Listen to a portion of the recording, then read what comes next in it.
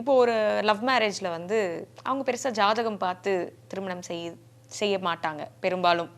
So அப்படி இருக்கும்போது போகிற டைமில் ஏதோ சரி வரல, அவங்களுக்குள்ள பிரச்சனைகள் வருது, சண்டை வருது அப்படின்னா அதுக்கே ஒரு என்ன மாதிரியான ஒரு சொல்யூஷன்ஸ் இருக்குமா? இல்லை, நிறைய வருங்க இந்த மாதிரி. இப்போ வந்து அது அப்புறம் ஒரு 100 ஜாதகம் பார்த்தீங்க அப்படின்னா ஒரு 50-60 ஜாதகம் இஷ்யூஸ், ஏதோ ஒரு பிரச்சனை, ஹஸ்பண்ட் அண்ட் ஒய்ஃப்குள்ளன்னு கிடையாது, ஃபேமிலி இஷ்யூஸ், இன்லாஸோட இஷ்யூன்னு சொல்லிட்டு இஷ்யூக்கள் எல்லாம் நிறைய வருது உங்களுக்கு.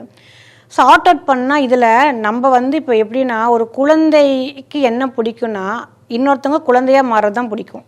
நம்ம அவங்கக்கிட்ட போய் வந்து பெரியவனாட்ட பேசிட்டு இருந்தால் நம்மளோட அடாப்ட் பண்ணி போக மாட்டாங்க. அப்போ வரக்கூடிய கிளையண்ட்ஸுக்கு தகுந்த மாதிரி நம்மளும் மாறிட்டு அவங்களுக்கான சொல்யூஷன்ஸ் நம்ம கொடுக்கலாம். அது அவங்களோட ஜாதக அடிப்படையில் தான் இருக்கும். அவங்களுக்கு வந்து எந்த கிரகங்கள் நல்லா இருக்குது, எது பாசிட்டிவாக இருக்குது, ஃபினான்ஷியலாக அவங்களுக்கு ஒரு கிரகம் எப்படி ஹெல்ப் பண்ணுது, ஹெல்த் வைஸ் ஒரு கிரகம் எப்படி ஹெல்ப் பண்ணுது அப்படிங்கிறது வந்துட்டு அவங்களுக்கு ஒரு எஜுகேட் பண்ணுறோம் நம்ம இந்த மாதிரி அப்படிங்கிறது.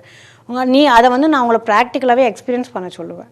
இது என்னென்னா விதியில் தசா புத்திகள் நேரம் மாறும்போது அது நம்மள அந்த ட்ராவலாகி நம்ம வந்து குதிச்சு போயிட்டே தான் இருப்போம். சம்மந்தமே இருக்காது. இப்போ நீங்கள் ஏதோ ஒன்று படிச்சிருப்பீங்க, இங்கே வந்து உட்காந்துட்டு இருந்திருப்பீங்க இல்லைங்களா? ஸோ இது எது வந்து இந்த டெஸ்டினியை தீர்மானம் பண்ணுது அப்படின்னா உங்களோட சார்ட், உங்களோட இண்டிவிஜுவல் சார்ட் தான் அதை தீர்மானம் பண்ணுது. ஸோ அதை தெரிஞ்சுக்கிட்டோம்னா ஈஸி உங்களுக்கு.